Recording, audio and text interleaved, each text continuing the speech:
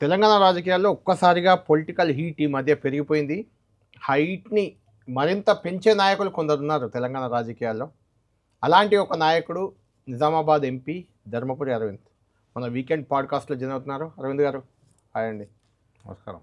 మీతోనే పాడ్‌కాస్ట్ మా షో ఒకటి కొత్తగా ప్రారంభిస్తున్నాం ఇప్పుడే. అంటే దీనికి మీరే కరెక్ట్ అని కూడా మేము అనుకున్నాం. ఎందుకంటే అవుట్ స్పోకెన్, మీరు చాలా ఓపెన్‌గా మాట్లాడుతుంటారు ఏ విషయమైనా. థ్యాంక్ యూ అట్లా అనుకున్నందుకు. ఇంకోటి మీకు ఆల్ ద బెస్ట్. థ్యాంక్ కొత్తగా స్టార్ట్ చేసినందుకు ఆల్ ద బెస్ట్ అండి. థ్యాంక్ యూ అండి. అసలు ఎందుకండి రాజకీయాల్లోకి రావాలనుకున్నారు మీరు? అనుకున్నాము, ఒకరోజు బుద్ధి పుట్టింది, వచ్చినాము. అంటే దానికి ఏదో ఒక కారణం ఉండాలి కదా. అంటే రాజకీయం అంటే ప్రజాసేవ అని అదని ఇదని చాలా చెప్తుంటారు కదా వచ్చిన వాళ్ళు. అంటే మాకు మేము పైసలు సంపాదించాలని మాకు ఉండదు. అంటే రాజకీయాల్లో పేరు సంపాదించుకోవాలంటే ప్రజాసేవ చేయాల్సిందే. ఆ ప్యాషన్ తప్ప వేరేదేం ఉండదు. మేము మాకు డబ్బులు అవసరానికి కానీ డబ్బులు సంపాదించుకోవడానికి కానీ అవన్నీ మాకు కరప్షను రాజకీయాల్లో కరప్షన్ కూడా చేసేటోళ్ళం కాదు. మేము it is out of passion వచ్చింది. అంటే అంత వారసత్వం నుంచి వచ్చిందా? అంటే మీ ఫాదర్ చాలా సీనియర్ పొలిటీషియన్ ఆయన. This can be debatable.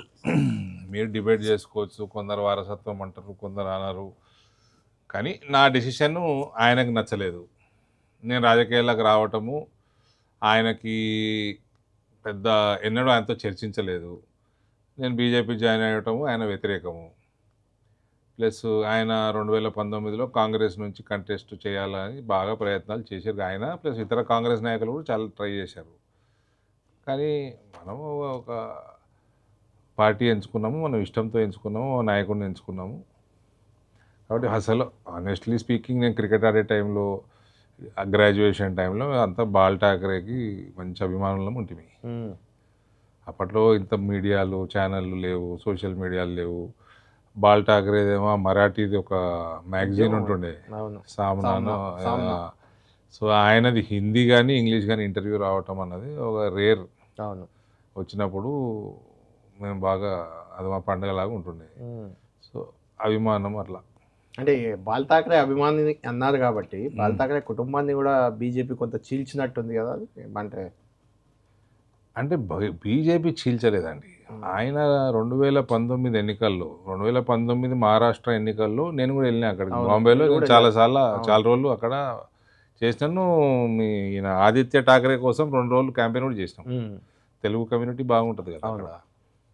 So వాళ్ళే ఎలక్షన్లు అయిపోయినాక ఎన్డీఏ గవర్నమెంట్ వదిలేసి ఆయన వెళ్ళిపోవటం ఆయన తప్పది. ప్రజలు బీజేపీ కూటమి కోటి ఆయన వెళ్ళిపోయినంత కోపం వచ్చి చీల్చారా బీజేపీ? చీలిపోతుందండి, ఆటోమేటిక్ చీలిపోతుంది. మీకు ఐడియాలజీ కంప్లీట్ కాంట్రాస్ట్ ఐడియాలజీకి వెళ్ళిపోతే మీ కార్యకర్తలు ఉండరు, నాయకులు కూడా ఉండరు, ఓటర్లు కూడా ఉండరు మీకు.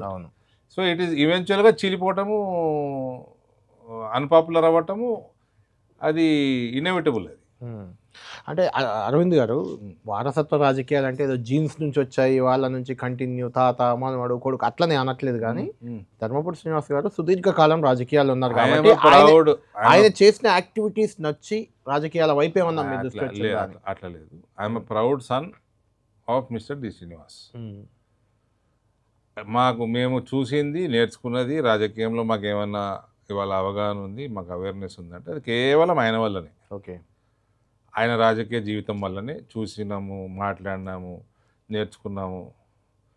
కానీ కాంగ్రెస్తో ఇన్ఫ్లుయెన్స్ అయ్యో, లేకపోతే పర్సనల్గా డి శ్రీనివాస్ గారు పొలిటీషియన్గా ఇన్ఫ్లుయెన్స్ అయ్యో మేము రాలేదు. మా ఒక కంప్లీట్గా డిఫరెంట్ పార్టీ, డిఫరెంట్ నాయకుడిని అభిమానించి వచ్చినాము, డిఫరెంట్ ఐడియాలజీ. బట్ పాలిటిక్స్ అన్నది డెఫినెట్గా గురువుగారు డి శ్రీనివాస్ గారే. అండ్ ఆయన రాజకీయ జీవితము, ఆయన రాజకీయము చాలా హుందాగా కొనసాగింది, కాంట్రవర్సీ లేకుండా కొనసాగింది, కరప్షన్ లేకుండా కొనసాగింది, సక్సెస్ఫుల్గా కొనసాగింది. చరిత్రలో ఆయన కంటే సక్సెస్ఫుల్ పిసిసి ప్రెసిడెంట్ ఎవరు లేరు, ఎవరు ఉండబోరు కూడా. అయితే ఎందుకు డి శ్రీనివాస్ గారు కాంగ్రెస్లో ఉంటే మీకు ఆ పార్టీ అనేది అసలు బద్ద వ్యతిరేకిలా మాట్లాడుతుంటారు అప్పుడప్పుడు కాంగ్రెస్ పార్టీని? ఎందుకు? నేను అంత బద్ద వ్యతిరేకమే మాట్లాడినండి. నేను కూడా చెప్తాను, ప్రజలు కాంగ్రెస్ని ద్వేషించరు తెలంగాణలో. ఓకే, కాంగ్రెస్ని లైక్ చేయొచ్చు, డిస్లైక్ చేయొచ్చు. కాంగ్రెస్ మీద కోపం ఉండొచ్చు, కాంగ్రెస్ మీద ఇష్టం ఉండొచ్చు, కానీ కాంగ్రెస్ని ద్వేషించరు ఇక్కడ. ఓకే. టీఆర్ఎస్ని ద్వేషిస్తారు ఇక్కడ. కల్వకుంట్ల కుటుంబాన్ని ద్వేషిస్తారు. అదే 2014 కంటే ముందు కేసీఆర్కి ఫ్యాన్ కానోడు ఎవడు లేడు. నేను కూడా ఫ్యాన్నే. మీరు కూడా చెప్పారు ఇంతకుముందు కూడా. నేను కూడా ఫ్యాన్నే. అవును. యాజ్ చీఫ్ మినిస్టర్ ఈ వాజ్ అ డిజాస్టర్. పిల్లల వల్ల ఇంకా పెద్ద డిజాస్టర్ తయారైంది ఆయన పిల్లల వల్ల. కాబట్టి ఇవాళ ఆ కుటుంబాన్ని ప్రజలు ద్వేషిస్తారు ఇక్కడ. కాంగ్రెస్ పని బాగా చేసుకుంటే నచ్చుతుంది, పని బాగా లేకపోతే కోపం వస్తుంది, కానీ ఇట్లా ద్వేషించరు. అంటే అందుకేనా వాళ్ళ పిల్లల వల్లే కేసీఆర్ చెడిపోయాడు కాబట్టి వాళ్ళ పిల్లల్లో ఒకరిని ఓడించారు మీరు. దానివల్ల చాలా మీ ఇద్దరి మధ్య కూడా, కవితకి మీకు మధ్య కూడా చాలా గ్యాప్, అంటే ఆరోపణలు, విమర్శలు, మీ ఇంటిపై దాడి ఒకసారి ఎప్పుడో. ఆరోపణలు విమర్శలు అన్నది సర్వసాధారణం. ఎవరు ఆరోపణలు చేస్తలేరు? రాహుల్ గాంధీ మోదీ మీద చేస్తాడు, మోదీ రాహుల్ గాంధీ మీద చేస్తాడు, అమిత్ షా రాహుల్ గాంధీ మీద చేస్తాడు. అంటే మీరు చేసినంత ఘాటు ఆరోపణలు ఒక మహిళా నాయకురాల మీద దాదాపు ఎక్కడ కనిపించవు. చాలా నేను మాట్లాడితే ఘాటుగా అవతల వాళ్ళకి ఘాటు తగులుతుంది. నేనేం చేయలేను. నేను ఎప్పుడు అండర్ ద బెల్ట్ నేను ఎప్పుడు అటాక్ చేయలేదు. నా భాష ఎప్పుడు ఆమె మీద, నా భాష ఎప్పుడు కంట్రోల్గానే ఉంటుంది. కేటీఆర్ మీద ఉండకపోవచ్చు, వాళ్ళ భాషలోనే మేము జవాబులు చెప్పిన రోజులు ఉన్నాయి. కవిత గారి మీద ఒక్కసారి ఏదో కొంచెం నోటు జారినట్టున్నారు. అప్పుడే దాడి జరిగింది కదా మీ ఇంటి పైన, జాగృతి కార్యకర్తలు. ఏం నోరు జారిన? అప్పుడేదో మహిళను ఇలా అంటారా అనే కదా ఆమె అలిగేషన్ చేసింది. ఆమె ఇప్పుడు 4 కోట్లు జనాభా మన దగ్గర, అందులో సుమారు 2 కోట్లు 3.5 కోట్లు తెలంగాణ జనాభాలో సుమారు 1.5 2 కోట్ల మధ్యలో మహిళల్లో ఈ ఒక్కడమే మహిళ అనుకుంటే నేనేం చేయాలి సార్? అంటే లిక్కర్ రాని ఇలాంటి వర్డ్స్ వాడారు కదా మీరు. అంటే అది బూతు మాటనా లేకపోతే ఇంకేమన్నా? లిక్కర్ రాని అనేది నేను వాడినట్టయితే నాకు గుర్తులేదు, బట్ దానికే ఆమె రివోల్ట్ అయినట్టుంది అప్పుడు. లేదు, ఆమె దానికి రివోల్ట్ కాలేదు. ఎందుకైందో కూడా తెలియదు నాకు. అంతేనా? మత్తు పదార్థం సేవించి రివోల్ట్ అయ్యారా, లేకపోతే ఏ రివోల్ట్ అయినా ఇంటి మీద దాడి చేసి హక్కు ఎవడు ఇయ్యలే మీకు? ఎవడిచ్చిందండి మీకు? అదే తప్పే అనుమానం లేదు. తలకు కొవ్వెక్కితే అట్లాంటి పనులు చేస్తారు. ఇంటి మీద దాడి చేయటం ఏంది? మాకు రాదా దాడి చేయటం? ఇవాళ ఏమన్నా మీ పరిస్థితి ఏంది? మీ పార్టీ పరిస్థితి ఏంది? మీ నాయన పరిస్థితి ఏంది? దాడి చేయలేమా? అది చర్చిద్దాం. ఇంకా కవిత గురించి మాట్లాడాలని చాలా టైం వేస్ట్. అంటే ఇష్యూ ఉంది కాబట్టి అనేది. అయితే ఇంకొకటి మీకు ఇష్యూ మాట్లాడదాం. ఆ ఇష్యూ ఏంటిది అనేది కూడా తేలుద్దాం. మీ ఛానళ్ళకి ఇష్యూ. అయితే 2004 మీకు గుర్తుండే ఉంటుంది, ధర్మపురి శ్రీనివాస్ గారు పిసిసి అధ్యక్షుడు. ఆ సమయంలో ధర్మపురి అరవిందే చాలా కీరోలు, మొత్తం టికెట్ల కేటాయింపు నుంచి డబ్బులు వాళ్ళకి ఇచ్చి ఎలక్షన్ ఖర్చు పెట్టించే వరకు ఆ విజయంలో వైఎస్ రాజశేఖర రెడ్డి పాత్ర ఎంతుందో, డి శ్రీనివాస్ పాత్ర ఎంతుందో, అరవింద్ కూడా చాలా కీ రోల్ అంటారు. అంటే వాళ్ళిద్దరితో పోల్చుకోవాలి. అంటే అంతా కాకపోయినా బ్యాక్ ఆఫీస్ వరకు మొత్తం నేను బ్యాక్ ఎండ్, అదే బ్యాక్ ఎండ్ వరకు అంతా చేశాను. సెఫాలజీ మొత్తం చేశాము. 294 అసెంబ్లీ సెగ్మెంట్స్లో ఏ సెగ్మెంటు ఏ డెమోగ్రఫిక్స్ కావాలన్నా, కాస్ట్ డెమోగ్రఫిక్స్ కావాలన్నా ఇవాళ కూడా నన్ను నోటుకుంటాయి ఉమ్మడి ఆంధ్రప్రదేశ్లో. ఆ వరకు బాగా చేసినాము. ఎక్కడ తెలుగుదేశాన్ని ఓడించాలా అని ఒక పట్టుదలతో పనిచేసినాము. గోదావరి జిల్లాలలో అప్పుడు 38 37 2 గోదావరి జిల్లాలలో సీట్లు ఉండే. కేఎస్ రావు జక్కంపూడి ఒక జిల్లా నుంచి, ఇంకో జిల్లా నుంచి మా అధ్యక్షుడు ఉండే కేఎస్ రావు, జిఎస్ రావు గారు ఉండే. ఇద్దరు ఉండే. మిగిలిన 36 35 టీడీపీ ఉండే. దాన్ని రివర్స్ చేయాలనుకున్నాం, చేసినాం. ఓకే, డీప్ స్టడీ చేసినాం. కాంగ్రెస్కి అప్పుడు 35 వచ్చినాయి, టీడీపీకి 2 వచ్చినట్టున్నాయి. ఒక సుభాష్ చంద్రబోస్ ఒకటి ఇండిపెండెంట్ గెలిచిండు విత్ కాంగ్రెస్ సపోర్ట్. సుభాష్ చంద్రబోస్. అంటే ఇంత అనుభవజ్ఞుడైన ధర్మపురి అరవిందని మరి ఎందుకు బీజేపీ సరిగ్గా వాడుకోవట్లేదు అంటే ఏం చెప్తారు? ఓన్లీ నిజామాబాద్ పార్లమెంట్కే పరిమితం చేసినట్టుంది మిమ్మల్ని. ఓకే, రాజకీయ జీవితం అన్నది అది ఏమి T20 వన్డే ఇంటర్నేషనల్ కాదు, ఇవన్నీ టెస్ట్ మ్యాచ్లు. ఇవన్నీ ఇంకా చాలా టైం, 25 years ఇన్నింగ్స్ ఉంటుంది. నా వయసు 49 మొన్న పడుతుంది. అవును, 75 కాకుండా నేను 65 అనుకున్నా కూడా ఇంకా 16 ఏళ్ళు ఉంది నాకు. కాబట్టి ఇంకా చాలా టైం ఉందంట. నేను 65 అనుకున్నా కూడా. నేను మళ్ళీ one of the most fittest politicians. మొన్న ఎక్స్పెక్ట్ చేశారా అరవింద్ గారు మీరు ఏమన్నా బీజేపీ అధ్యక్ష పదవిని ఆశించారా? అంటే వస్తుందని అనుకున్నారా? వస్తే వస్తుంది, ఏమున్నదండి. అంటే మొన్న ఎక్స్పెక్ట్ చేశారా అని మేము అడిగిన దాంట్లో నేను కూడా ఒకటి. మీరు ఉన్నారు ఆస్పిరెంట్గా, బయటకు టాక్ వచ్చింది, మీరు కూడా అనుకున్నారా? ఉన్నాను, ఉన్నారు. అడిగినాం. మరి ఎందుకు ఇవ్వలేదండి అరవింద్ గారికి? అరవింద్ గారికి ఏం తక్కువ? ఒకటి. రెండోది మీరు చెప్పారు ఇంకా 16 ఏళ్ళు టైం ఉందా, 20 ఏళ్ళ ఒకసారి అన్నీ ఎక్కువ ఉన్నా కూడా ఇరేమో. ఎక్కువ ఉందంటారా? ఏంటి షార్ట్ టెంపరా లేకుంటే అగ్రెసివ్నెస్? ఏంటి భయం? ఏంది వాళ్ళ భయం? ఎక్కువ అంటే అరవింద్ అంటే అగ్రెసివ్ అంటారు. నా మీద కంప్లైంట్లు ఇస్తారు, అరవింద్ ఆరోగ్యంట్ అంటే. అవును, ఎవరితో అగ్రెసివ్, ఆరోగెన్సీ ఇట్లా చెప్తారు. ఆరోగ్యంట్ అంటే ఎవరినేమన్నా? నేను ఎవరినేమన్నా? ఆఫ్ ద రికార్డ్ లో కూడా చాలా ఆరోగ్యంట్ గా మాట్లాడతారు ఎవరి గురించి అయినా అంటారు. నిజమేనా? మీ నాయకుల గురించి కూడా. ఇప్పుడు నేనేం కొత్తగా రాలే. అవును, నేను వచ్చి పార్టీలో జాయిన్ 8 సంవత్సరాలు దాటిపోయింది. అవును. నేను ఎవరితో ఆరోగ్యంట్ ఉన్నా? జవాబు ఉండదు. ఎటువంటి అంటే నా మీద కంప్లైంట్లు ఏమి ఇస్తారంటే, ఫస్ట్ ఏమో బాడీ లాంగ్వేజ్ కూడా మీది కొంత అరగంటగా అనిపిస్తుంది. అట్లా నరేంద్ర మోడీ కూడా అనిపిస్తుంది. నరేంద్ర మోడీ నడిచొస్తున్నా కూడా పులి కేసీఆర్ నడిచొచ్చినా అనిపిస్తుంది. అట్లా వస్తుంది. కేసీఆర్ నడిపిస్తే మీకు అనిపిస్తుంది, మాకు అనిపిస్తుంది. అంటే మీకు అనిపించదు కానీ వాళ్ళ అభిమానులు అనిపిస్తుంది. దట్ ఈస్ బాడీ లాంగ్వేజ్, దాని యాటిట్యూడ్ అంటారు. Okay, arrogant. యాటిట్యూడ్ ఉందా మీకు? చదువుకోనోడికి యాటిట్యూడ్ ఉందా మీకు? చదువుకోనోడికి యాటిట్యూడ్కి ఆరోగెన్స్కి తేడా ఉంది. మీకు యాటిట్యూడ్ ఉందా? యాటిట్యూడ్ ఉంటే మంచిది. పాజిటివ్ యాటిట్యూడ్ క్యారీ చేయాలి. డిఫరెంట్ యాటిట్యూడ్ అంతే. It is a good thing to carry if it is a positive attitude. So యాటిట్యూడ్కి ఆరోగెన్స్కి తేడా తెలియకపోతే వీ కెనాట్ హెల్ప్. దానివల్లే రాలేదంట. ఇందిరాగాంధీ బాడీ లాంగ్వేజ్లో యాటిట్యూడ్ ఉంటుండే. కరెక్ట్, అవును.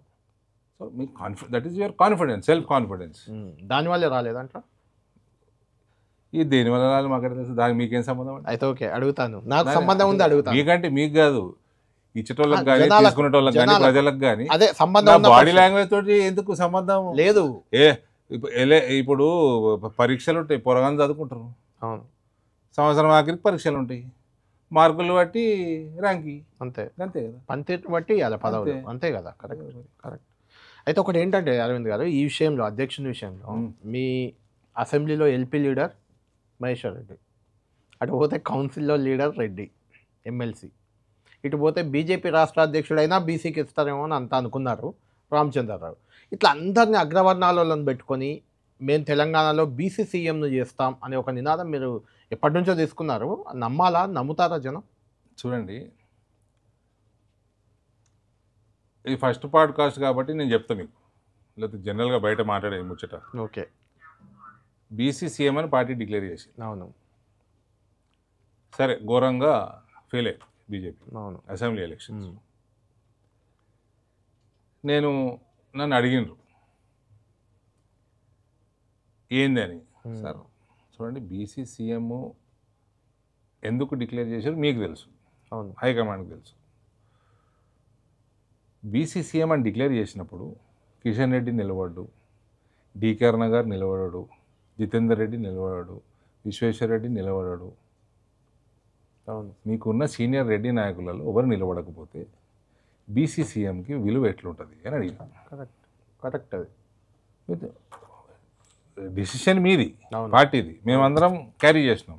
మా ప్రధానమంత్రి బీసీ. అవును, మా ప్రధానమంత్రి చెప్పుకోడు, ఆయన బీసీ అని ప్రధానమంత్రి కాలేదు. అవును, జస్ట్ నేను కుల రాజకీయాలు మాట్లాడేదాంట్లో ఆయన ద లాస్ట్ పర్సన్. కులంతోటే పదవులు వస్తాయి అనుకోవడము నేను నమ్మే వ్యక్తిని కాదు. నరేంద్ర మోడీ ఈజ్ ప్రధానమంత్రి today, successful prime minister today, one of the longest serving prime minister today because of his experience. ఆయనకున్న టాలెంట్, ఆయనకున్న డిసిప్లిన్, ఎఫిషియన్సీ, సెల్ఫ్ డిసిప్లిన్, ఇవన్నీ, కమిట్మెంట్, హార్డ్ వర్క్ అన్నీ ఉంటాయి. సో కానీ మనం ఒక పార్టీగా ప్రజల ముందు చెప్పినప్పుడు మరి ఎవరు నిలబడకపోతే ఎట్లా సార్? అవును, అంటే బీసీలకు ఇష్టం లేనట్టే అది మీనింగ్ ఒక రకంగా. అంటే ప్రజలు ఏ రకంగా తీసుకుంటారు? బీసీ సీఎం యాక్సెప్ట్ చేయనట్టే. ప్రజలే దేవుళ్ళు కదా మనకు. అవును, అంతే కదా. నేను సైరన్ వేసుకోను. నిజామాబాద్ కాన్స్టిట్యున్సీ ఎంటర్ అయితే నా సైరన్ పనిచేయదు, బయటకు వస్తే వేసుకుంటా. తెలంగాణ ప్రజలందరూ నా సోదర సోదరిమణులు, నిజామాబాదు ప్రజలు నాకు దేవుళ్ళు. సో ప్రజలు మనం ఏమున్నా ఇలా ప్రజల వల్లనే ఉన్నాం. అవును, whether it is Narendra Modi or Amit Shah or Arvind Dharmapuri whoever it is. అవును.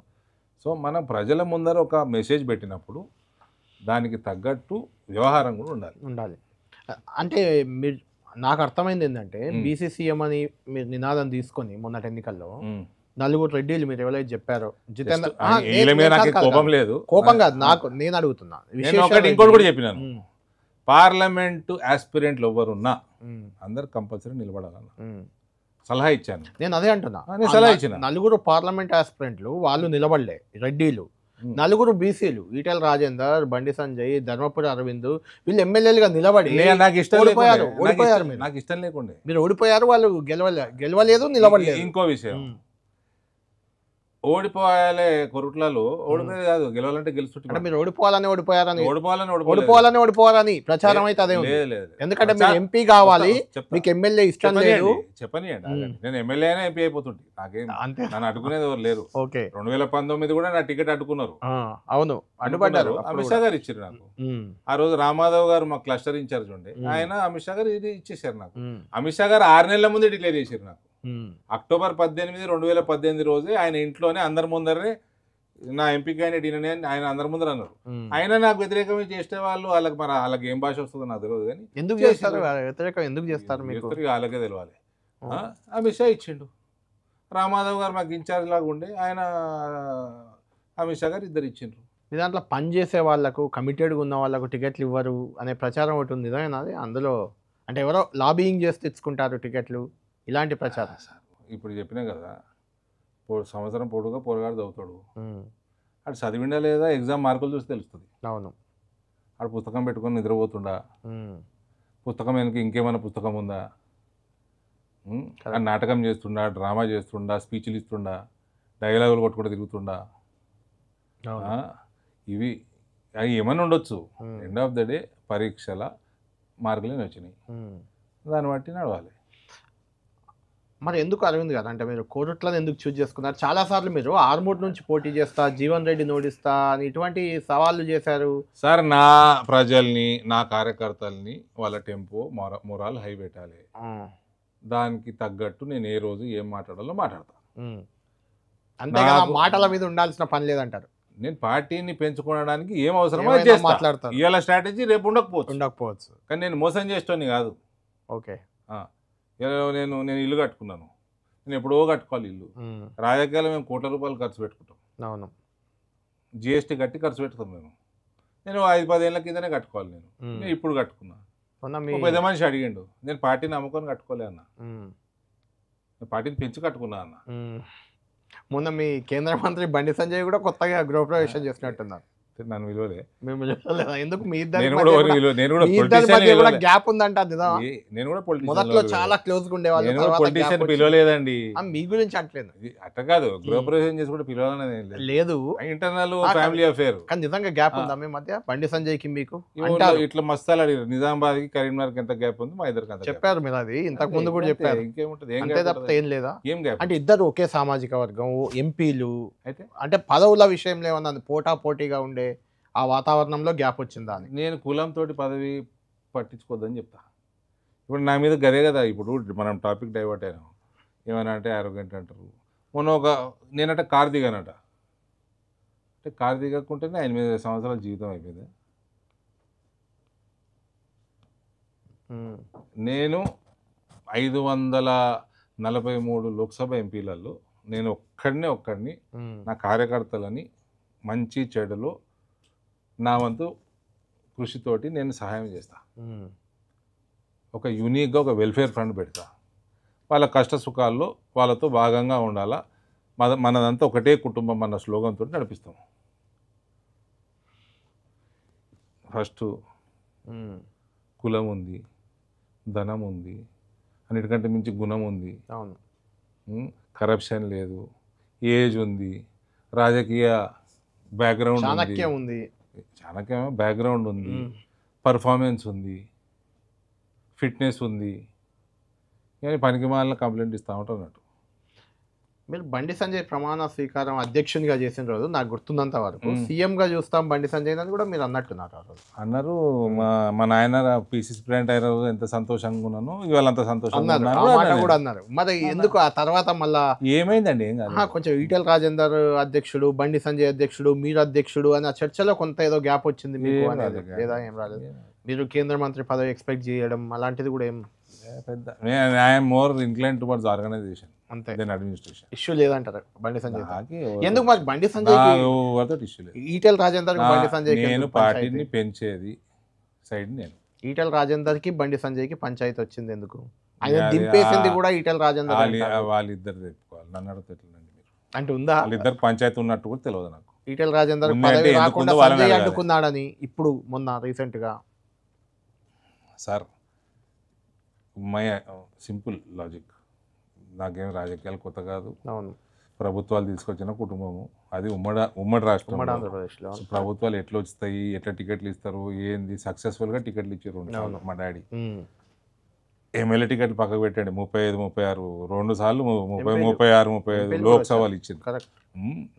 ఆ రోజు యూపీఏ 1, యూపీఏ 2 గవర్నమెంట్లో ఉందంటే ఉమ్మడి ఆంధ్రప్రదేశ్. అవును, రాజశేఖర్ రెడ్డి గారికి నేను అభిమానిని, కానీ రాజశేఖర్ రెడ్డి గారు 2 సార్లు పీసీసీ ప్రెసిడెంట్గా ఫెయిలే. ఆయన అడ్మినిస్ట్రేటర్గా మంచి పేరు సంపాదించుకున్నాడు సీఎంగా. అవును, పీసీసీ ప్రెసిడెంట్గా అటర్ ఫ్లాప్ అయ్యారు. పీసీసీ ప్రెసిడెంట్ గా సక్సెస్ అయింది శ్రీనివాస్ గారే. Correct, utter flop Rajasekhar Reddy గారు 2 సార్లు. అవును. సో ఈ పదవులు ఇవన్నీ క్వశ్చన్ కాదండి. మీరు కులాల వల్ల పదవులు, ఆస్పిరేషన్ల వల్ల పదవులు ఇట్లా కాదు. ఇక్కడ పార్టీ ఇవాళ వరకు ప్రభుత్వం రాలేదు. ఎందుకు రాలేదన్నది చాలా ఇంపార్టెంట్ విషయం. అది కరెక్ట్. ఎందుకు రాలేదు? మీకు ఒరిస్సాలో కూడా వచ్చేసింది, ఈశాన్య రాష్ట్రాల్లో వచ్చేసింది, బెంగాల్ 80 సీట్లు వచ్చినాయి, 75-80 సీట్లు గతంలో వచ్చింది. కర్ణాటకలో 2-3 సార్లు వచ్చేసింది ఇప్పటికి. ఫస్ట్ కర్ణాటక అంటే సరే, మీకు ఈశాన్య రాష్ట్రాలు, ఒరిస్సా, బెంగాల్లో కూడా సీట్లు వచ్చేస్తున్నాయి, గవర్నమెంట్లు వచ్చేసినాయి. ఆంధ్రప్రదేశ్లో కూడా అలయన్స్తో వచ్చింది. ఇక్కడ 1970s లో అవును, నేను పుట్టకంటే ముందు, నేను పుట్టిన సంవత్సరాల టైము అంటే 4-5 దశాబ్దాల కింద గ్రాడ్యుయేట్ ఎమ్మెల్సీలు గెలిచింది బీజేపీ, టీచర్స్ ఎమ్మెల్సీలు గెలిచింది బీజేపీ. విశాఖపట్నంలో, గోదావరి జిల్లాలో, నెల్లూరు జిల్లాలో, రాయలసీమ జిల్లాలలో ఎక్కడ పోయిందండి మరి? అవును, నేను నెక్స్ట్ టైం మళ్ళీ ఎప్పుడైనా పిలిచినప్పుడు పేర్లు కూడా తీసుకొస్తా. వచ్చింది. కరెక్ట్. 2 ఎంపీలు దేశంలో ఉంటే ఒక ఎంపీ జంగారెడ్డి హన్మకొండ. అవును, కరెక్ట్. ఇంకోటి వాజ్పేయి. ఎక్కడ పోయిందండి బీజేపీ? అంటే ఏంది, రాష్ట్ర నాయకత్వమే బీజేపీని దెబ్బతీసిందంటారా తెలంగాణలో? అది ఎందుకు, కారణం ఏంటి? అది that is up to party to analyse. మొన్న కూడా ఇవన్నీ నేను పుట్టకంటే ముందు నుంచి చెప్తున్నా మీకు ఇప్పుడు. కరెక్టే. మొన్న కూడా రీసెంట్గా సంజయ్ అధ్యక్షుడిగా ఉంటే అధికారంలోకి వచ్చేది, ఆ ఊపుని దెబ్బతీశారు, అధ్యక్షుడిని మార్చి అంటారు. నిజమేనా అది? Sir, I'm more practical person. నాకు తెలిసి రిజల్ట్లో 5-6 సీట్లు పెరుగుతుండేనేమో. అంతే. క్యాండిడేట్లే లేరు మాకు. కరెక్టే, అది కూడా కరెక్ట్. క్యాండిడేట్లే లేరు. ఇప్పుడు మీకు ఎందరు ఎమ్మెల్యేలు ఉన్నారండి బీజేపీకి? 8 మంది. అంతే. 8లో ఒకళ్ళు ఇండిపెండెంట్ అయ్యాడు. ఇప్పుడు ఇండిపెండెంట్ 8 మంది గెలిచారు కదా. 7 ఎక్కడి నుంచి వచ్చారండి? ఉమ్మడి ఆదిలాబాద్, ఉమ్మడి నిజామాబాద్. వాళ్ళే చాలా మంది వేరే, ఉమ్మడి ఆదిలాబాద్, ఉమ్మడి నిజామాబాద్ 7. అంతే కదా. కరెక్ట్. 8 మందిలో భారతీయ జనతా పార్టీ కోర్ ఐడియాల నుంచి వచ్చిన లేరు, మొత్తం బయట వాళ్ళే. ధన్పాల్ సూర్యనారాయణ గుప్తా ఒక్కరు. అది మీరు అక్కడ టికెట్ ఆయనకి 2018లో ఆయనకి టికెట్ ఇవ్వలే. అవును, ఈసారి పట్టుబట్టి ఇప్పించినాము. అవును. ఇప్పుడు నా దగ్గర 7 నియోజకవర్గాలలో ఎక్కడ కూడా డిపాజిట్ పోలేదు. అవును, మొత్తం అన్ని కలిపితే యావరేజ్ 30% ఓటు వచ్చింది. కరెక్ట్. జగిత్యాల నుంచి మొదలు పెడితే బోగా శ్రావణి గారిని 8-9 నెలలు నేను I followed up with her. Just municipal chairman, కానీ బాగా ఓట్లు వచ్చాయి. ఆవిడ మంచిగా మాట్లాడుతుంది. She is got talent, she is talented, she is got age on her side, she is got good future. అవును. ఆమె ఏ రకంగా పెంచుకుంటుందో ఆమె కెరియర్ని, that is up to her. అంతే. బట్ నేను చేయాల్సింది నేను చేసినాను. కరెక్ట్. 8-9 నెలలు ఆమెని కన్విన్స్ చేసి నేను బీజేపీలోకి తెచ్చు. అవును. కోరుట్లలో సరిపడంత క్యాండిడేట్ లేదని నేను వెళ్ళిపోయాను. రాకేష్ని నేను 5-6 నెలలు కన్విన్స్ చేసుకొని తీసుకోవడం జరిగింది. అన్నపూర్ణ మండలి నాయకురాలుని నేను 2019 ఎన్నికలైనాక ఆవిడ అంత సీనియర్ నాయకురాలు ఉమ్మడి ఆంధ్రప్రదేశ్లో తెలుగుదేశంలో ఎమ్మెల్యే వైస్ ప్రెసిడెంట్ ఆమె. అవును ఎమ్మెల్యే కూడా 2 సార్లు ఎమ్మెల్యే కూడా ఉండే. మాకు ఇప్పుడు మా జిల్లా అధ్యక్షుడు దినేష్, అవును ఆయనకి మొన్న నిజామాబాద్ రూరల్లో 50,000 ఓట్లు వచ్చినాయి. ఆల్మోస్ట్ టీఆర్ఎస్ ఈక్వల్గా వచ్చినాయి. మీకు బోధనలో మోహన్ రెడ్డి గారిని, ప్రకాష్ రెడ్డి గారిని నేనే తెచ్చుకున్నాను. అవును కన్విన్స్ చేసుకొని తెచ్చుకున్నాము. అంటే ఎందుకు ఇట్లా తెలంగాణలో ఎన్ని చోట్ల అయింది. అదే అంటున్నది ఎంపీగా అరవింద్ 7 కాన్స్టిట్యున్సీలు మీ అక్కడ ఉంటే అన్నిట్లో ఇంత కీన్గా మీరు చేసి గెలిపించుకున్నారు, ఓట్లు ఎక్కువ తెచ్చుకున్నారు, తర్వాత మీరు ఎంపీకి గెలిచారు. మిగిలిన ఎంపీలు ఎందుకు ఫెయిల్ అయ్యారు? మరి మీరు 8 మంది కదా ఎంపీ. నేను మిగిలిన ఎంపీలు ఫెయిల్ అయినా కాలేదా? ఎక్కడ రాలే కదా. But this is if you want to come in to power, this is required. అవును మీకు రాష్ట్రంలో పవర్లోకి రావాలంటే ఇటువంటి ఎక్సర్సైజ్ చేసుకోవాల్సి. ఎక్కడ లోపం ఎక్కడ ఉంటుంది? మరి ఎక్కడ ఉంటుంది అంటే అరవింద్ ఒకటి ఎట్లా చెప్తాడు? మీ పార్టీ లోపాలు మీకు అనాలిసిస్ చేసుకోవాలి. అంటే ఇది ఎందుకు రాలేదు, టికెట్లు ఎట్లా ఇచ్చిండ్రు, ఎవరు ఇప్పించిండ్రు, ఎవరు ఇప్పించిండ్రు, వాళ్ళ రెస్పాన్సిబిలిటీ తీసుకుంటున్నారా, జిమ్మేదారు ఎవరిది, ఇవన్నీ అనాలిసిస్ చేసుకోవాలి కదా. చేయాలి. భారతీయ జనతా పార్టీ కాదు, ఏ ఇన్స్టిట్యూషన్ అయినా చేసుకోవాలి. ఓడిపోయాక అయిందా పోస్ట్ మార్టం అయినా? కనీసం నాకు తెలిసి అయితే కాలేదు. మరి ఎలా అలా కాకపోతే నా ప్రశ్ననే అది. సో బేసిక్ కదా, మార్కులు తక్కువ వస్తే ఎందుకు వచ్చినాయి అనాలిసిస్ చేయాలి కదా, ఖచ్చితంగా చేయాలి. మళ్ళీ ఎగ్జామ్లో వస్తేనే మళ్ళీ మార్కులు తక్కువ వస్తున్నాయి. అవును, you are answerable to your కార్యకర్త. అవును. మీ పార్టీలో అంటే ఒక కారణం బయటకు కనిపించేది, కొంతమంది కాంగ్రెస్తో అటాచ్ అయి ఉన్నారని, కొంతమంది బీఆర్ఎస్తో అటాచ్ అయి ఉన్నారని. మీ కీలక నేతలు ఎవరో కింద కార్యకర్తలు, నాయకులు అంటే వేరు. ఎందుకు వస్తుందా చర్చ పదే? సార్ చర్చ ఉంది అంటే దాని ఇంటెలిజెన్స్ తెప్పించుకోవాలి. ఎందుకు అటాచ్ అవుతారు అసలు? అని అటాచ్ అవ్వాల్సిన అవసరం ఏంది మీ నాయకులకు? ఫస్ట్ మీకు జవాబు తెలిసినట్టే అడుగుతారు, నా నోట చెప్పిద్దామని చెప్తున్నా. సార్ నాకు అవగాహన లేదు. అటువంటి డౌట్స్ ఉంటే ఇంటెలిజెన్స్ తెప్పించుకోవాలి. అదే నేను చెప్తా మీకు ఒకటి. ఈ మధ్య వచ్చిన ఆరోపణ, కాంగ్రెస్ పార్టీని ఏమన్నా అంటే కాంగ్రెస్ పార్టీ వర్కింగ్ ప్రెసిడెంట్ల లాగా రఘునందన్ రావు, బండి సంజయ్ వచ్చి మాట్లాడతారు కాంగ్రెస్ను కాపాడడానికి అంటున్నారు. కొంతమంది విమర్శ చేశారు, కేటీఆర్ లాంటి వాళ్ళు ఎవరో. అంటే కేటీఆర్ టీఆర్ఎస్ అఫ్ కోర్స్ కావచ్చు, కానీ ఎందుకు అంటే మిమ్మల్ని చేయట్లేదే? ధర్మపురి అరవింద్ వర్కింగ్ ప్రెసిడెంట్ కాంగ్రెస్ కనట్లేదే? కేటీఆర్ అయినా ఎవరైనా అంటే ఉందా అట్లా లోపాయికార ఒప్పందాలు ఏమైనా ఉండే అవకాశం ఉందా? అంటే ఇంటెలిజెన్స్ తెలుసుకోవాలి. ఈవెన్ కిషన్ రెడ్డి, దత్తాత్రేయ మీద కూడా వచ్చాయి బీఆర్ఎస్కి వీళ్ళు అటాచ్ అయి ఉన్నారని గతంలో. సార్ అందుకనే నేను చెప్తున్నా కదా, ఈ అన్ని ఆరోపణలు వేరు. పరీక్షల మార్కులు ఓడికొస్తే ర్యాంక్ ఆడికి ఇస్తారు, అంతే కదా. నా క్లాస్ 60 మంది ఉండే. నేను ఎల్కేజీ నుంచి 10th క్లాస్లో సెయింట్ పాల్స్లో చదువుకున్నా, హిమాయత్ నగర్. 60 మంది ఉండే. 8వ తరగతి రాగానే 61 అయింది స్ట్రెంత్. 9వ తరగతి రాగానే 63 అయింది. 8లో ఒకటి రిపీట్ అయ్యిండు. 9లో 2 రిపీట్ అయినరు, 63 అయింది. కానీ టీచరు ఎవరు బాగా చదువుకుంటారు, ఎవరు పరీక్షలు బాగా రాసారు, మార్కులు ఓరికేస్తే వాళ్ళకే ఫస్ట్ ర్యాంక్ వచ్చింది. సీనియర్లని వాళ్ళకి ఇవ్వలే, అంతే కదా.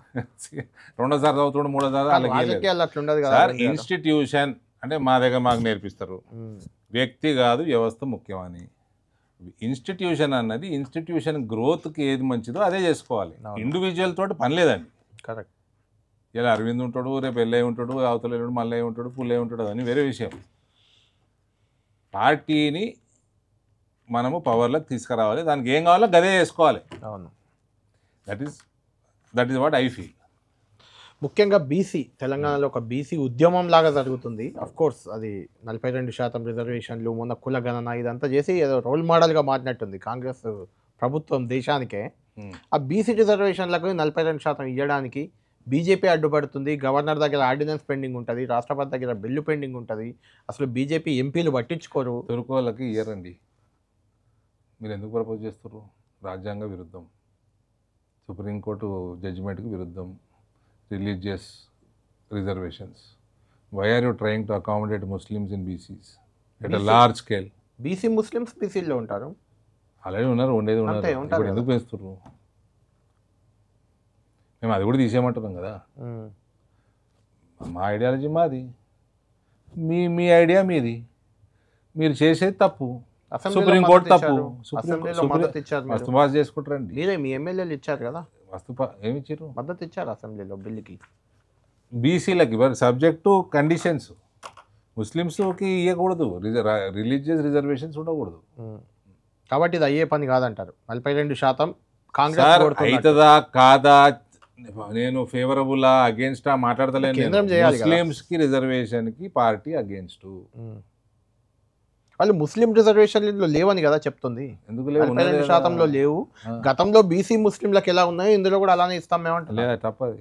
వాళ్ళు అంటున్నారు రేవంత్ రెడ్డి గారు అన్నమాట చెప్తున్నాను. అట్లా లేదు బిల్లు. 10% ఉంది కదా ముస్లింలకు. తెలియదా? ఉన్నది కదా, మరి ఎట్లా ఇస్తారు? కాబట్టి ఇది వృధా ప్రయాస అంటారు ఇదంతా. అట్లా కాదండి, మీరు ప్రయాసం చేస్తే చేసుకోండి. అసెంబ్లీ రోజంతా అట్లా కాదండి, నేను పసుపు పొడి తెచ్చుకున్నా, అవును, నేను కాలు పట్టుకున్నానా, నేను ఏళ్ళు పట్టుకున్నానా, నేను జుట్టు వీక్కున్నానా, నేను ఏం చేసినా మీకు ఎందుకు తెచ్చుకున్నా? నరేంద్ర మోడీ 10% అగ్రవర్ణ పేదలకి రిజర్వేషన్ ఇచ్చిండు. 50% దాటింది కదా, దాటింది కదా. మీకు చిత్తశుద్ధి ఉంటే చేసుకోండి. తమిళనాడులో కూడా 50% పైన ఉంది రిజర్వేషన్. కోర్టుకు పోయారు, కొట్లాడుకోరు, తెచ్చుకున్నారు. నీకు చిత్తశుద్ధి ఉంటే తెచ్చుకోను. పనికి మళ్ళీ రాజకీయం చేయడానికి మాట్లాడతాం ఎందుకండి? నీ పార్టీ ప్రభుత్వంలో లేకుండానా? నీ పార్టీ కదా వెళ్ళింది ఈ దేశాన్ని. 1947కి వెళ్ళి పడితే వాజ్పేయి పిఎం అయ్యేదాకా ఆల్మోస్ట్ మీ అయ్యారు కదా మొత్తం. అవును, ఆయనక కూడా 10 ఏళ్ళు మీరు ఉండే కదా. మరి ఏం చేశారు? అరవింద్ గారు మీరు ఏం చేశారండి? కరెక్ట్. ఊకే పనికి మళ్ళీ రాజకీయాలు అంటారు. మా డాడీ బీసీ ప్రెసిడెంట్ ఉన్నప్పుడు అంటే మేము 50% ఇస్తాం బీసీలకు. ఏడిస్తారు 50%? సాధ్యం కాదు. అది కేంద్ర ప్రభుత్వం అధికారం. వాళ్ళే అంటారండి. ఇప్పుడు వీళ్ళు కూడా అంటారు కదా మేము 42% ఇస్తామని. ఇవ్వాలి చూస్తా కాదు, అది ఇవ్వనండి. ఇవ్వాలంటారు కానీ కాదంటారు మీరు.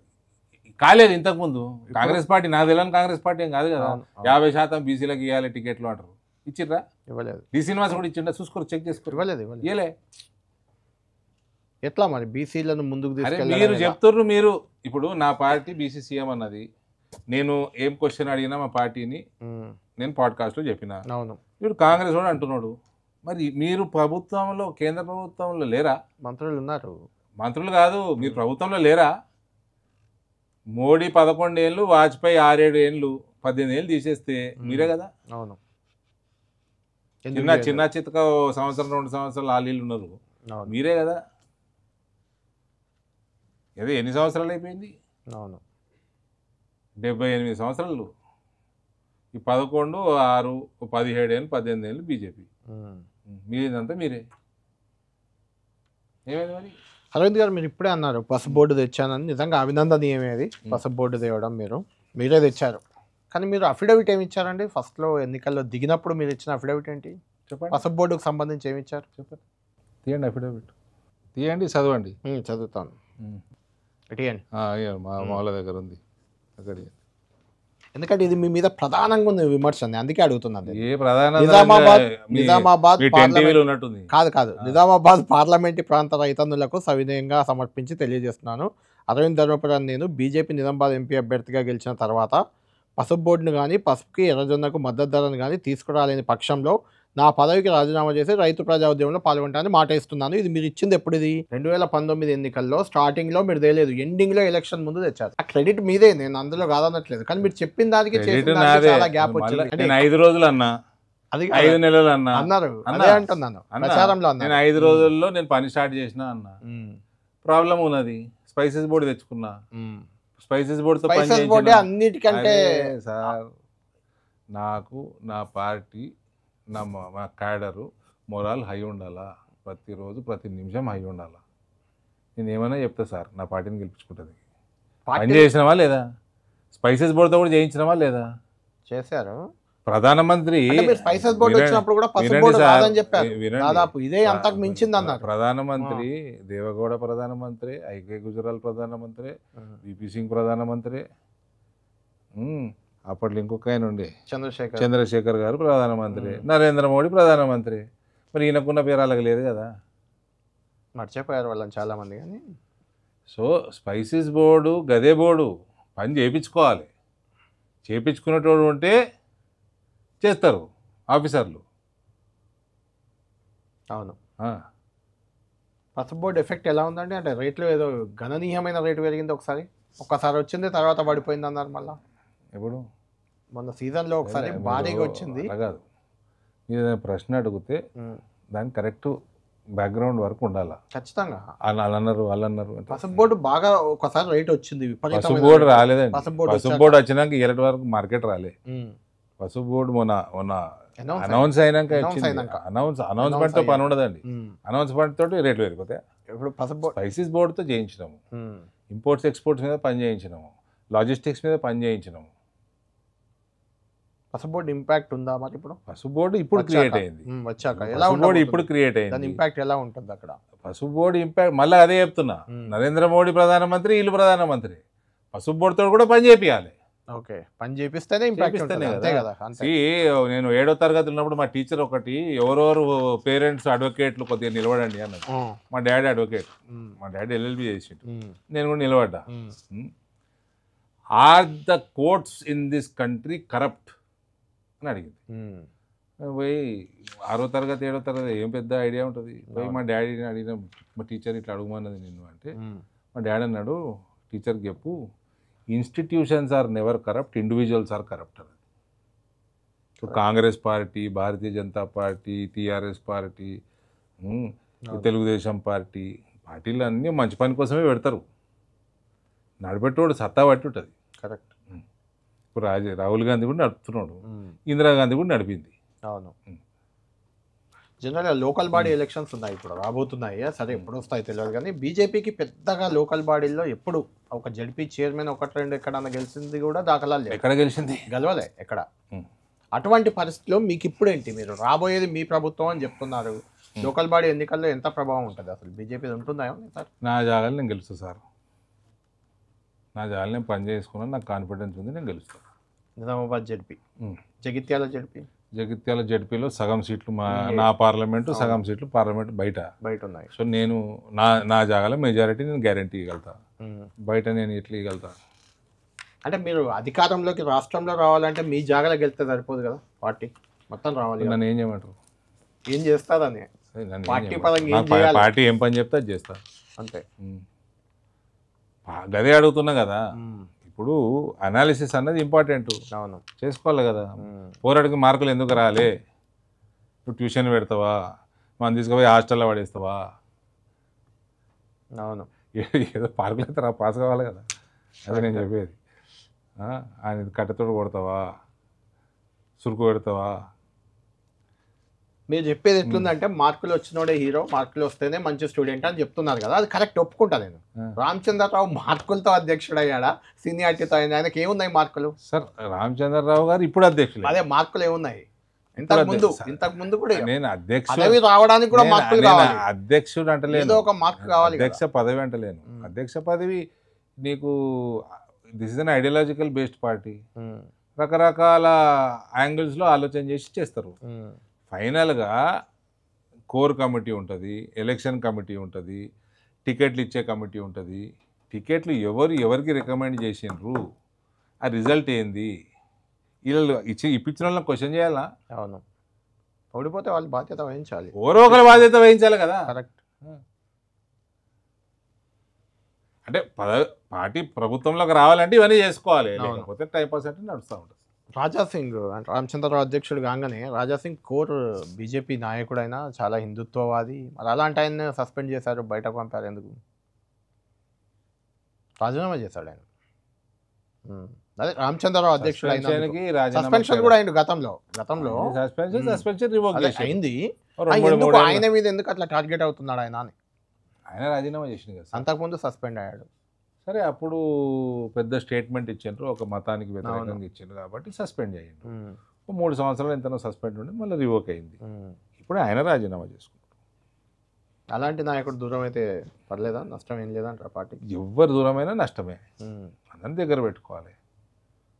ఆయన రాజీనామా చేశారు, పార్టీ దూరం చేసుకోలే కదా ఆయనని, పార్టీ అని పంపించలే కదా. ఆయన కనీసం ఆయన పిలిచి మాట్లాడాలి కదా, అంత కరడుగట్టిన హిందుత్వవాదైనా. ఎవరు మాట్లాడాలి? పార్టీ నాయకత్వం మాట్లాడాలి, కానీ మాట్లాడట్లేదు. తెలియదు. ధర్మపురి అరవింద్ ఒక నిజామాబాద్ పార్లమెంట్ కన్ఫైన్ అయిపోయి ఉన్నాడా? అంటే ఇక మిగిలింది ఏం సంబంధం లేదా మీకు పార్టీలో?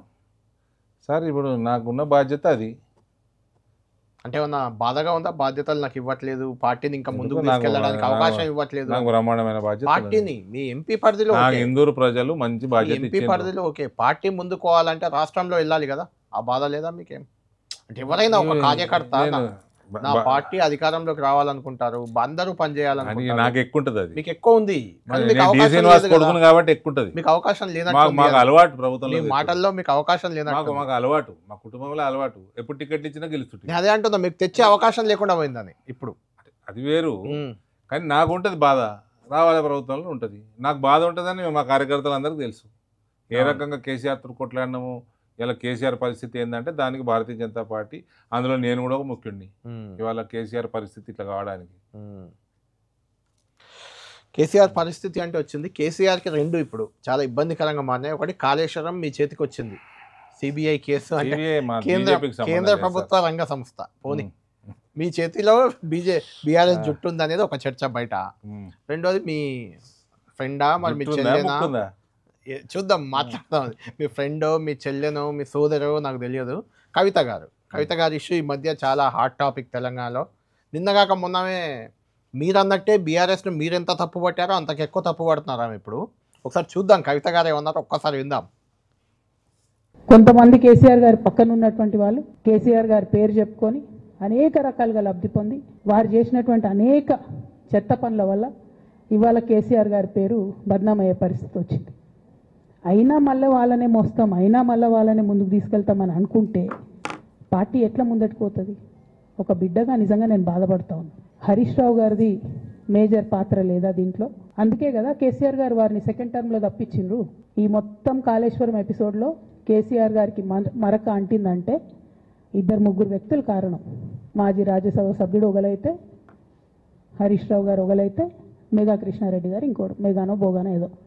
ఈ పెద్ద పెద్ద కాంట్రాక్టర్లు అందరితో కుమ్మక్కై కేసీఆర్ గారు ప్రజల కోసం ఆలోచన చేస్తే, నీళ్ళ కోసం ఆలోచన చేస్తే రైట్, కేసీఆర్ గారికి మనకంటింది, పార్టీలో అవినీతి, కాళేశ్వరం ఆమెనే ఒప్పుకుంటున్నట్టున్నారు. అంటే మీరు గతంలో ఆరోపించినాయి, మీరంటే బీజేపీ నేతలు కూడా కాళేశ్వరం అవినీతి గురించి మాట్లాడుతూ వచ్చారు. ఏంటి అది కవిత ఫ్రస్ట్రేషన్ కారణం ఏంటి? అంటే మీరు ఓడించిన అభ్యర్థి కాబట్టి మీకు ఎక్కువ సమాచారం ఉంటుందని నా ఉద్దేశం. ఏ సార్ పెద్ద మేము ఓడించి పాతగా అయిపోయింది కదా సార్. అప్పటి నుంచే ఆమె పాపం ఇబ్బందుల్లో ఉంది కదా ఓడిపోయిన తర్వాత. అంతకుముందు ఎంపీగా ఉన్నప్పుడు బాగానే. సారీ చెప్పంటారా? ఏం చేయమంటారు? ఎందుకు అసలు కవితకి ఆ పార్టీలో ఎందుకు గ్యాప్ వచ్చింది? తండ్రితోనే ఏకంగా కేసీఆర్తో గ్యాప్ వచ్చినట్టే కనిపిస్తుంది అక్కడ. మేము ఎట్లా జవాబు చెప్తాం దానికి? కారణం ఏమై ఉంటుంది కవితకి? అంటే చెప్తే ఆమెనే చెప్పాలి, కారణం మేడమే చెప్పాలి. నేను ఎట్లా చెప్తా సార్? అంటే ఆమె మీ పార్టీ గురించి కూడా మాట్లాడారు. జైల్లో ఉన్నప్పుడు బీజేపీలో బీఆర్ఎస్ని కలపడానికో పొత్తుకో ప్రయత్నాలు చేశారు వాళ్ళు. పొత్తుకు విలీనానికి లేకుంటే ప్రయత్నం జరిగింది నేను జైల్లో ఉన్నప్పుడు, నేను వద్దని చెప్పాను అని బీజేపీని టార్గెట్ చేస్తున్నారు కదా ఆమె. మేము బీజేపీ పొత్తు అడిగిందా? జైల్లో నన్ను బీజేపీ వేసిందని చెప్తుంది. అది వేరు. బీజేపీ జైలు ఎట్లేస్తుంది సార్? చెప్తుంది ఆమె, చెప్పింది కదా బయటకు వచ్చి. సిబిఐ ఈడీ విలీనం చేస్తే జైల్లో నుంచి బయటకు తెస్తామని కూడా బీజేపీ నుంచి ఆఫర్ వచ్చిందని చెప్తుంది ఆమె చెప్పిన మాటలు నేను అడిగేది. బీజేపీలో బీఆర్ఎస్ విలీనమే వద్దు, పొత్తే వద్దు, అది కాదు, ఎన్నడూ అడగలేదు. ఎందుకు ఆమె అబద్ధం ఆడి? ఉన్న బురద అంతా పెంట అంతా పూసుకునే అవసరం మాకు లేదు. అంటే కవిత గారు అబద్ధం ఆడారా? నాకైతే అబద్ధమే అనిపిస్తుంది. అదేదో రాజకీయ ఉద్దేశాలు ఉన్నాయి దీని వెనకాల అవన్నీ అట్లా చెప్పుకోవడానికి. ఇప్పుడు ఇప్పటి వరకు ఎవరన్నా జైలుకి పోయిన వాళ్ళు, క్రిమినల్లు, మేము క్రైమ్ చేసినాం కాబట్టి పోయినామని ఒప్పుకున్న వాళ్ళు ఉన్నారా?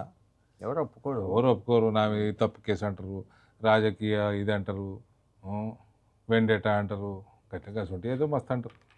అంటే ఆ విలీన చర్చలు అది ఏం లేదా, అసలు ఎప్పుడు జరగలేదా ఆ దిశగా?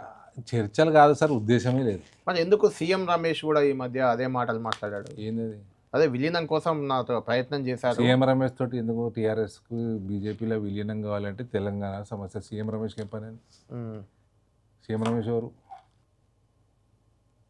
ఆయనతో ఎందుకు మాట్లాడతారు? అంటే కేటీఆర్ బుద్ధి లేదా? గంత బుద్ధి లేదా కేటీఆర్కి? కేటీఆర్ మాట్లాడాను అనలే, సీఎం రమేష్ మాట్లాడాడు అని. సీఎం రమేష్ తోటి ఎందుకు మాట్లాడతారండి? అదే మరి ఆయన ఏ రాష్ట్రం?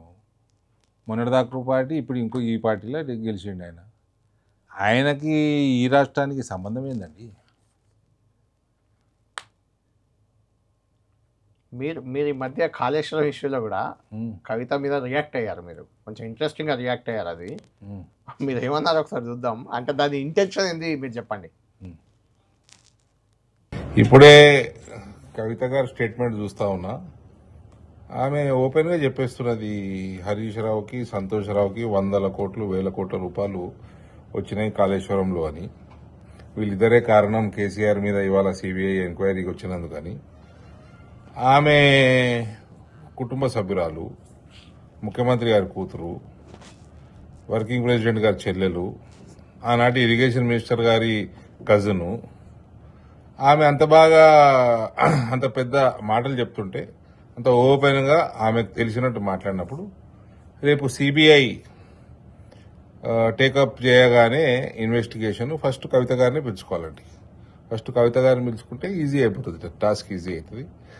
రెండో విషయము, కవిత గారు ఎట్లా ఆల్కహాల్ స్కామ్ల ఢిల్లీ లిక్కర్ స్కామ్లో తిరుగుతూ ఉంటారు కదా, టికెట్ వేస్ట్ కాకుండా అదే టైంలో ఇది కూడా అడిగితే పోతుంది. రెండు కలిపి పిలుస్తుంది. టికెట్ పైసలు మిగులుతాయి. అవును, టికెట్ పైసలు మిగులుతాయి. లిక్కర్ కేసులు ఎలాగో తిరుగుతుంది, దీనిలో కూడా విలువాలి. మీరేమన్నా సిబిఐకి లేఖ రాయబోతున్నారా ఈ ఇష్యూలో కవితను కూడా విచారించాలని? ఎందుకు గంత పూర్తి సిబిఐ తెలియదా? అది ఉట్టిగానే సిబిఐ అవుతారు వాళ్ళు. ఈ మేడం ఏం స్టేట్మెంట్లు ఇచ్చిందో సిబిఐ నోటీస్ పోతుంది కదా, ఇంత మీడియాలో ఉండకపోదా? మీ నమ్మకం ఏంటి? కాళేశ్వరంలో అవినీతి జరిగిందా? 100% జరిగింది. అవినీతి కోసమే కాళేశ్వరం చేసిరు. కానీ అది కాదు అని ఈటెల రాజేందర్ చెప్పారు. విచారణకు వెళ్ళి వచ్చి బయటకు వచ్చి నా ఇంటర్వ్యూలో కూడా, ఈవెన్ నాతో కూడా, ఈటెల రాజేందర్ కాళేశ్వరం అవినీతి కోసం కట్టిన ప్రాజెక్టు కాదు, కాళేశ్వరం వల్ల చాలా ఉపయోగం జరిగింది తెలంగాణ, కానీ ఈటెల రాజేందర్ కామెంట్ ఇది. అదే ఆయన కూడా మీ ఎంపీయే కదా, ఆయన ఆ పార్టీలోకి వెళ్ళి ఇళ్ళకి వచ్చిండు. ఇప్పుడు ఈడ ఎంపీ నేను కాబట్టి ఆయన మాటలు నా ఒపీనియన్లో కాళేశ్వరం అన్నది టోటల్గా కరప్షన్ కోసమే డిజైన్ చేశారు. అమిత్ షా కూడా అదే అన్నారు, ఏటీఎం అది అని. కాళేశ్వరము తోటి నయా పైసా ఉపయోగం లేదు, నష్టం తప్ప లాభం 0. సిబిఐ తెలుస్తుందా అవినీతి? ఎన్ని రోజుల్లో తెలుస్తుంది? ఈజీగా తెలుస్తుంది. ఎన్ని రోజుల్లో? ఎన్ని రోజుల్లో తెలుస్తుంటే వాళ్ళ ప్రకారం. ఇప్పుడు చూడండి, ఇప్పుడు మీరు ఏం చేశారు మీ ఛానల్లో అంతా, కవితను అరెస్ట్ చేయాలి, కుమ్ముక్కైపోయారు అంటే మాకు అసెంబ్లీలో నష్టమైంది. అవును, సిబిఐ చేయాల్సిన టైంకి సిబిఐ చేసింది. మా నష్టం పార్లమెంట్లో లాభం ఏమైతే 8 మంది గెలిచారు కదా, ఎట్లా గెలుస్తారు? జైల్లో ఉన్నాక గెలుస్తారు. సరే, లాభమైందా నష్టమైందా నేను అనుకోను, కానీ ఇక్కడ అసెంబ్లీ మాత్రం నష్టమైంది. ఇంకా నన్ను అడిగితే పార్లమెంట్లో మేము 12 సీట్లు గెలుస్తుంది. ఇంకా సరిగ్గా హోంవర్క్ చేసుకుని ఉంటే ఈజీగా 12 సీట్లు గెలుతుంటాయి. 12కి 13 అయినా గెలుతుంటే కానీ 11 కాదు. ఎందుకు తగ్గాయి మరి? ఇంకా చేసుకోవచ్చు హోంవర్క్. అంటే అరవింద్ గారు సీరియస్లీ, అంటే మీరు అన్నదే కవిత ఇష్యూ చుట్టే తెలంగాణ రాజకీయాలు కొద్ది రోజులుగా జరిగాయి. మీరు అన్నట్టే కవితను ముందు జైల్లో వేయకపోవడం వల్ల మాకు నష్టమైంది అసెంబ్లీలో, తర్వాత జైల్లో వేయడం వల్ల లాభమైంది బీజేపీకి, బయట చర్చ అది. తర్వాత కవిత బయటకు వస్తే కూడా బీజేపీతో కేసీఆర్కి అండర్స్టాండింగ్ వచ్చింది, బయటకు వచ్చింది. కాంగ్రెస్ ఆరోపణ ఇది, కాంగ్రెస్ వాళ్ళది. సార్, ఈ దేశంలో కాళేశ్వరం ఫస్ట్ స్కామ్ కాదు, లాస్ట్ స్కామ్ కాదు. అవును, యూపీఐలో కూడా మస్తు స్కామ్లు అయినాయి. ఆ సురేష్ కల్మాడియానో ఎవరెవరో జైల్లోకి పోయినారు, బయటకు వచ్చారు కదా, పోయినారు అందరూ బెయిల్ మీద బయటకు వస్తారు. మేడం కూడా వేయింది, బయటకు వచ్చింది. అయితే అంటే తప్పు చేయలే అంటారా? తప్పు చేయకుండా జైలుకి ఎందుకు పోతారండి? పోయి బయటకు వచ్చారు. ఎంఎఫ్ఎస్సీ ఉంటేనే కదా పోయేది. మొత్తం ఇన్వెస్టిగేషన్ అయిపోవాలా, ఫైనల్ జడ్జిమెంట్ వచ్చేది కదా. అంటే ఆరోపణలు గట్టిగా ఉంటేనే కదా జైలుకి పోయేది. అవును, అంటే బయటకు వస్తే ఏదో మేము లోపలేసినట్టు మేము బయటకు, అదే కదా బీజేపీకి సంబంధం సార్. అవి ఏజెన్సీస్ అవి. కాకపోతే రాహుల్ గాంధీ చేసిన ట్వీట్ ఒకటి ఉంది, దాన్ని పట్టుకొని కేటీఆర్ కూడా అంటున్నారు ఈడీ, సిబిఐ, ఐటీ ఇవన్నీ కూడా కేంద్ర ప్రభుత్వ రంగ సంస్థలు కావు, అపోజిషన్ ఎలిమినేషన్ సెంటర్లు అవి అని చెప్తున్నారు. చెప్తే ఆయన పని అది. ఇప్పుడు ఆయన ఏదో విమర్శ చేయాలి కదా, ఆయన అపోజిషన్ లీడర్ విమర్శలు చేస్తున్నారు. మరి అలాంటి ఎలిమినేషన్ సెంటర్ కి ఆయన విమర్శ చేయంగానే అది నిజమవుతుందండి? కాదు, అలాంటి ఎలిమినేషన్ సెంటర్ అని రాహుల్ గాంధీ ఫీల్ అయ్యే సిబిఐకి రేవంత్ రెడ్డి ఎందుకు ఇచ్చారు అసలు ఈ విచారణని? మీరు చెప్పాలి అది. అట్లా కాదు, రేవంత్ 2 సంవత్సరాలు అయినాక ఎందుకు ఇచ్చిండు? అది కూడా పాయింటే. 2 నెలలు ఏం చేసిండు? ఇప్పుడు అదేదో కమిషన్ వేసుకున్నాడు, వేయకముందే ఇవ్వచ్చు. జ్యుడిషియల్ కమిషన్ వేసుకున్నాడు. అవును. ఆ రిపోర్ట్ ఇచ్చి నెలలు అయిపోయింది. అవును. నేనే ఏప్రిల్లోనే ఎప్పుడో ప్రెస్ మీట్ పెట్టినట్టు గుర్తు. అవును. నువ్వు యాక్షన్ తీసుకోవా? అంటే నువ్వు తీసుకోవన్నట్టే కదా, తీసుకోవడం చేతగాకి ఇచ్చినట్టేనా? అంతే కదా మరి. అంతే. నువ్వు తీసుకోవన్నట్టే, ఉద్దేశం లేనట్టే కదా. ఇప్పుడు సిబిఐకి ఇచ్చేది, సిబిఐకి ఇచ్చేది అంటే మరి నేను 2 నెలల కింద తెలియదేమో. తెలియదేమో.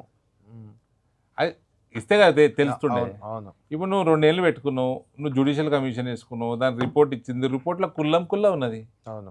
నీ టెండర్ల ప్రక్రియ తప్పు, నువ్వు ఒక లొకేషన్లో కడతా అన్నావు, ఇంకో లొకేషన్లో కట్టినావు, నువ్వు డిజైన్ కడతా అన్నావు, ఇంకో డిజైన్ కట్టినావు, దానికి దీనికి డబ్బు వ్యత్యాసం ఉంది, క్వాలిటీ వ్యత్యాసం ఉంది, లొకేషన్ మారంగానే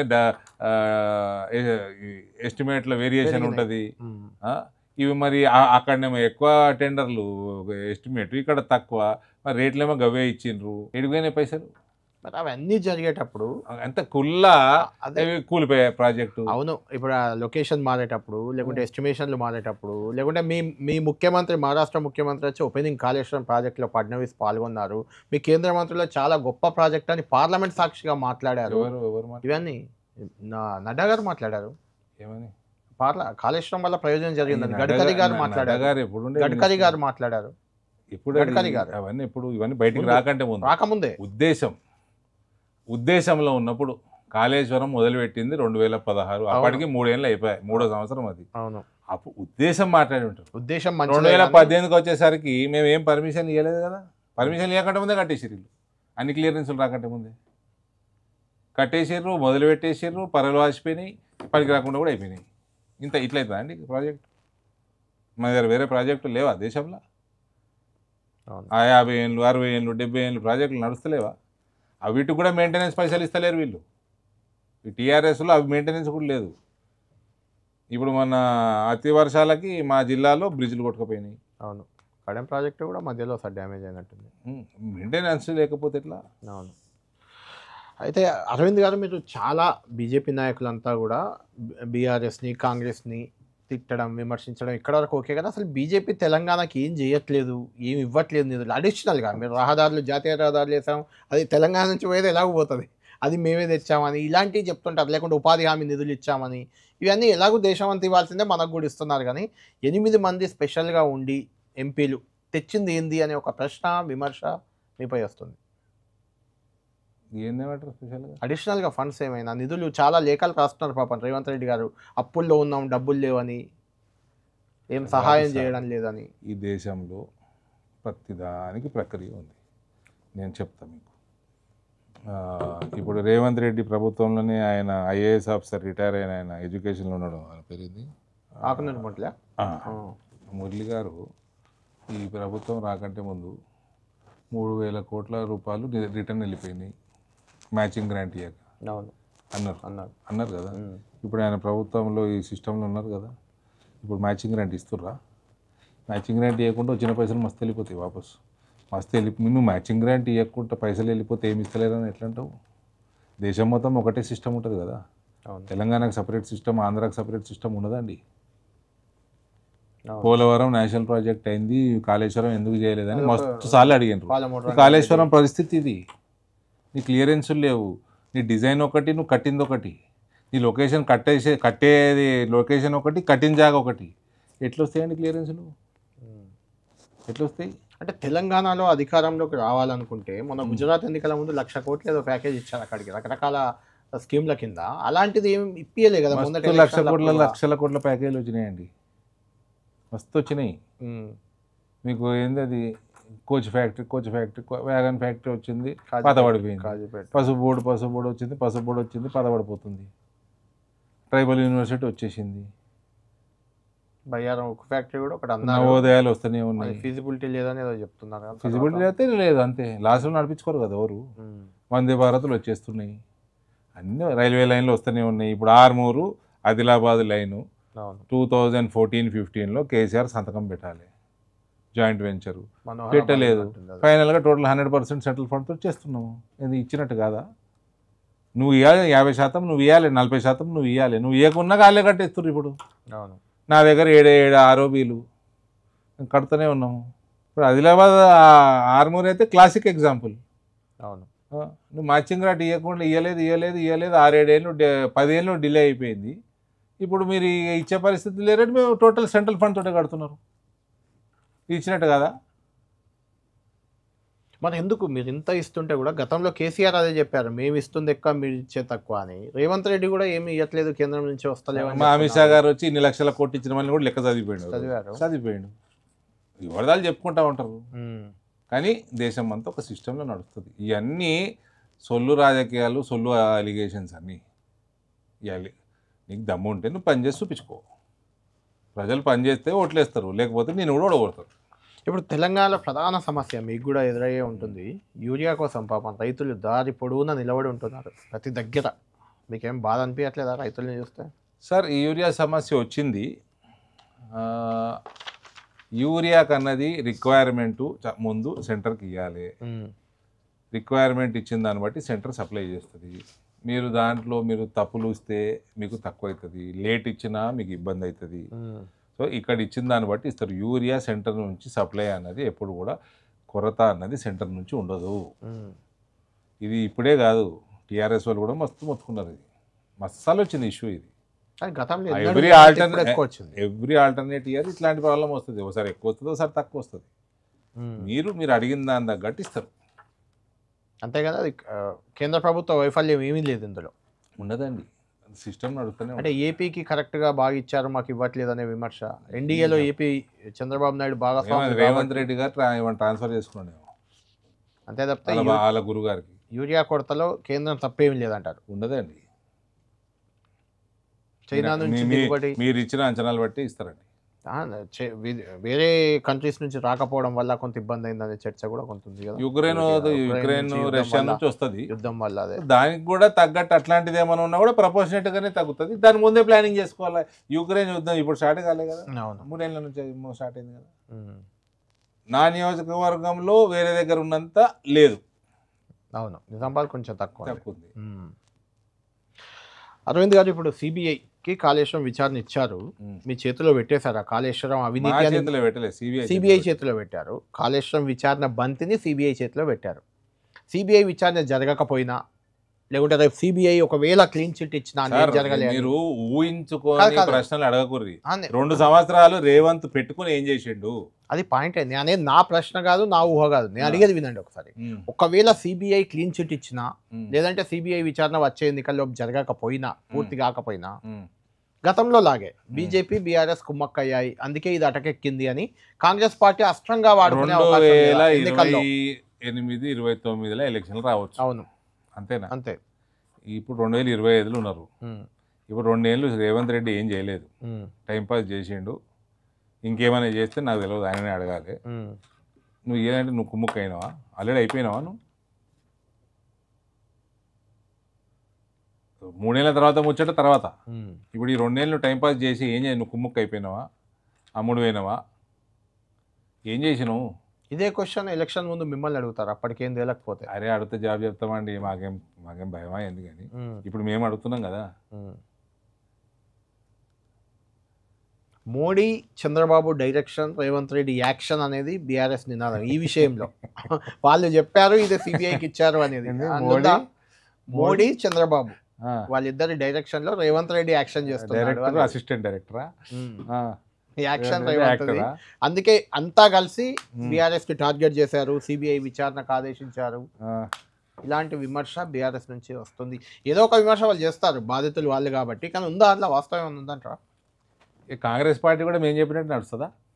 రేవంత్ రెడ్డి నడుస్తున్నాడు అని, కాంగ్రెస్ నడవదట. రేవంత్ ఏ పార్టీ? కాంగ్రెస్. ఆఫ్ కోర్స్ బీఆర్ఎస్ చెప్తుంది కాంగ్రెస్ ని రేవంత్ ని విడి చేశారు. మీ స్కూల్ అని కూడా చెప్పారు ఆయన.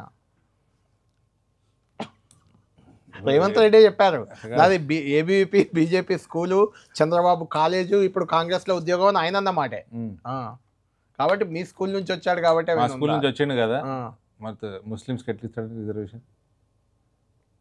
స్కూల్ మర్చిపోయింది కదా, ఇప్పుడు ఉద్యోగంలో ఉన్నాడు కదా. అది మా స్కూల్లో ఏదో ఆయన పేరు చెప్పుకుంటాడు అంతే. ఆయనకి సెంటర్ నుంచి పని కావాలి, పైసలు కావాలి, ఈయన పెట్టేది పెట్టాడు, ఆయన నుంచి మాత్రం పెట్టాలి, సిస్టమ్ దాటి ఇవ్వాలి. అది అవుతుందా అండి? ఇంత పెద్ద దేశంలో 140 కోట్లలో సిస్టమ్ దాటి చేయొచ్చా పని? అవును, కింద మీద కాదా? కానీ అరవింద్ గారు ఇప్పటికీ బీజేపీ నాయకులు కానీ ఇంక్లూడింగ్ మీరు కూడా బీఆర్ఎస్ని ఎక్కువ టార్గెట్ చేస్తుంటారు ఎందుకు? రేవంత్ పెద్దగా చేయరు. నేను బీఆర్ఎస్ ఏం టార్గెట్ బీఆర్ఎస్ బీజేపీ నేతలు చాలా మంది ఇప్పటికీ బీఆర్ఎస్ఏ అధికారంలో ఉన్నట్టు మాట్లాడుతుంటారు, వాళ్ళనే టార్గెట్ నేను చేస్తారు. మీరు తెచ్చిన టాపిక్ కానీ నేను అసలు బీఆర్ఎస్ వాళ్ళని ఎప్పుడో మర్చిపోయాను కదా. మీకు పోటీ కూడా అక్కడ బీఆర్ఎస్ ముఖాలు కూడా గుర్తుకులేవు. అక్కడ పోటీ కూడా కాంగ్రెస్ తోనేనా నిజామాబాద్లో? Telangana is between Congress and BJP అంతే. In future 2 national పార్టీస్కే.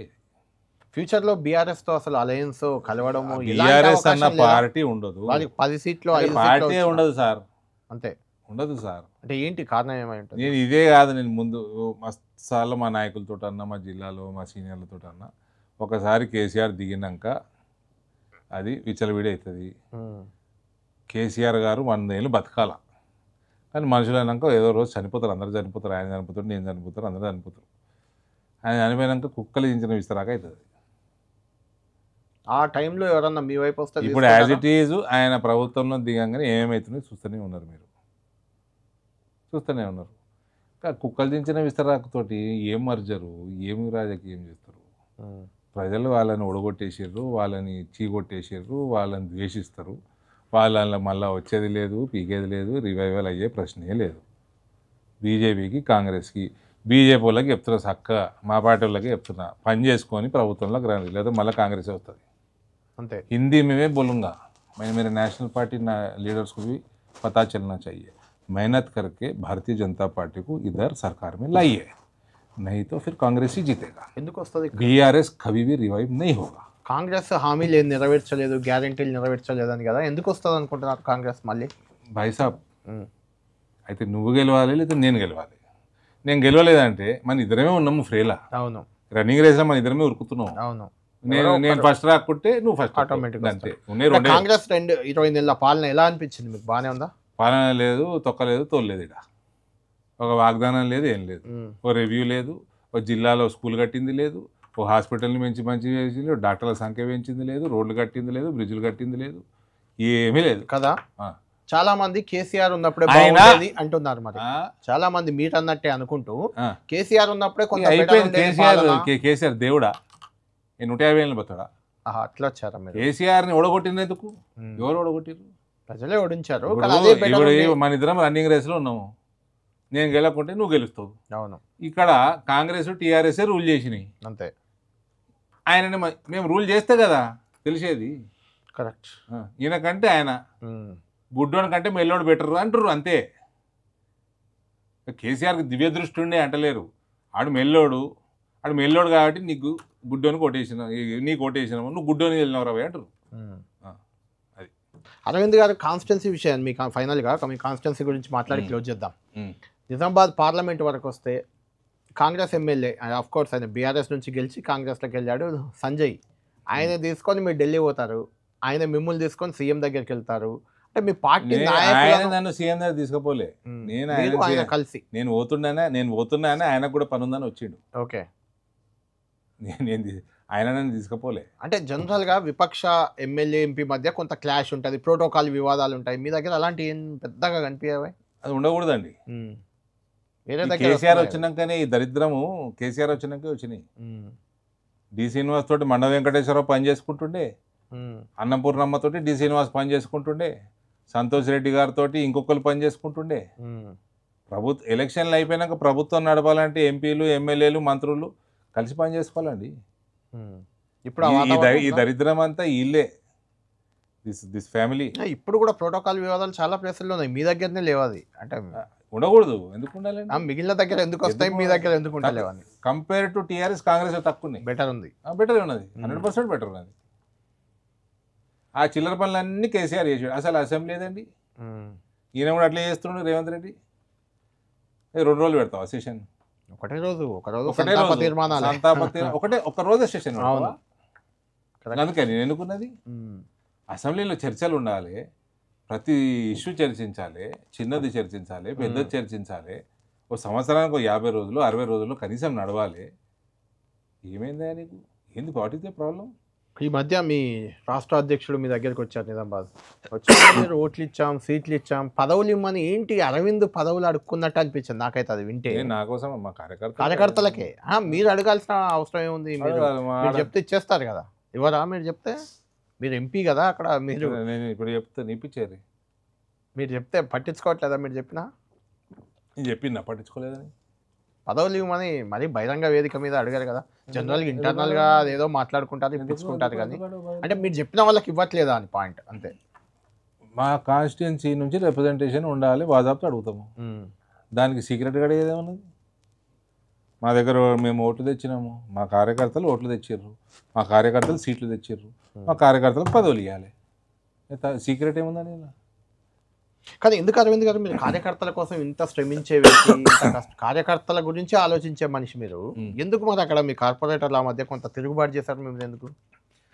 అప్పుడు వేరే తిరుగుబాట తొక్కనా కానీ అందరు పోయిన వాళ్ళు ఇంకా నలుగురు తీసుకొని ఎక్స్ట్రా వచ్చేది ఇప్పుడు 10 మంది వేరు 14 మంది ముందు ఎందుకు తిరుగుబాటు చేశారు వాళ్ళు పైసలు ఇచ్చిరని పోయారు అంతేనా అంతే నిజామాబాద్ జిల్లాలో పైసల రాజకీయం ఇంకా నడుస్తుందా మీరు వచ్చాక కూడా మేడం చేసింది మేడం కొనుక్కున్నదని చెప్తారు వాళ్ళు రైట్ మేడం చివరిగా కంక్లూడ్ చేద్దాం మేడం దారి ఏంటి అంటే ఏం చెప్తారు అసలు ఇప్పుడు బయటకు వచ్చారు బీజేపీ మీరైతే బీజేపీనే తిడుతున్నారు బీజేపీకి బోనని చెప్తున్నారు కవిత గారు బీజేపీలో మిమ్మల్ని విమర్శిస్తున్నారు కాంగ్రెస్ వాళ్ళు మేము తీసుకోమంటున్నాను నన్ను విమర్శిస్తున్నా కాదు బీజేపీలోకి నేను వెళ్ళాను బీజేపీ వల్లే నేను జైలుకి వెళ్ళాను బీజేపీ బీఆర్ఎస్ ఒక్కటే ఆ పార్టీకి రాను అని ఆమె చెప్పేశారు కాంగ్రెస్ మేము తీసుకోమంటుంది అటు కేఏ పాల్ ఒక్కలా ఆఫర్ చేసినట్టున్నారు రమ్మని ఏదో ప్రజాశాంతిలోకి అసలు ఆమె దారి ఏంటి మీకేమనిపిస్తుంది అంటే యాజ్ ఎ పొలిటీషియన్గా చెప్పండి అది సర్వైవ్ అవుతుందా రాజకీయంగా కొత్త పార్టీ పెడుతుందా ఏం మీ అంచనా ఒకటి ఉంటుంది కదా ఏదో ఒకటి ఏం చేసే అవకాశం ఉందా అన్నిటికీ పరిష్కారం సమయం